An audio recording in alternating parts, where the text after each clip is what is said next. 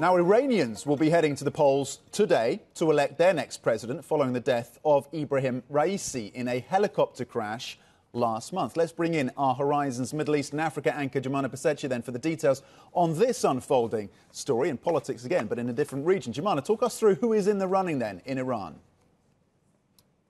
That's right. So the polls are now open in Iran. They opened at 8 a.m. local time. They will be open until 6 p.m. today, contingent on turnouts. And this has been a key bug, I would say, of the most recent rounds of presidential elections over here. Turnout has been very low, sitting at around 40%. But if it is higher, then those polls could be extended to as late as 10 p.m. tonight. We're not going to get the results until late Saturday afternoon, possibly even Sunday. So who is in the running?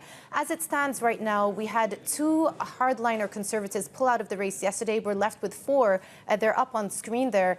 You have Mr. Jalili, who is considered to be one of the most hardliner candidates running. Parliament Speaker Bagher Kalibaf also in the mix. And then you have Masoud Pezeshkian, you've shown right at the end there. He is considered to be the more reformist of the lot. And when I say reformist, he's reformist in the sense that other more reformist candidates or prior leaders in Iran have endorsed him. Those include former President Mohammad Khatami, in addition to ex-Foreign Minister Javed Zarif. And out of all of those put up there, he is probably the most inclined to reopen negotiation and communication channels with the West.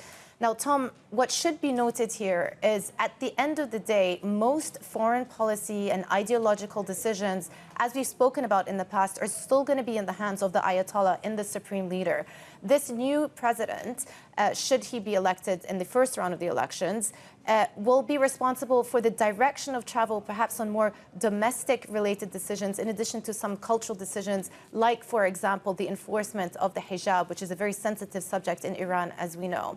One final point to mention is that if no candidate gets 50% at the first round, which is which is happening today, then this will lead off to a runoff round in July, on July the 5th. So you would need 50% to get to that threshold. It doesn't seem likely that any one of those four candidates is there, in which case we will probably likely get a second round in a week's time.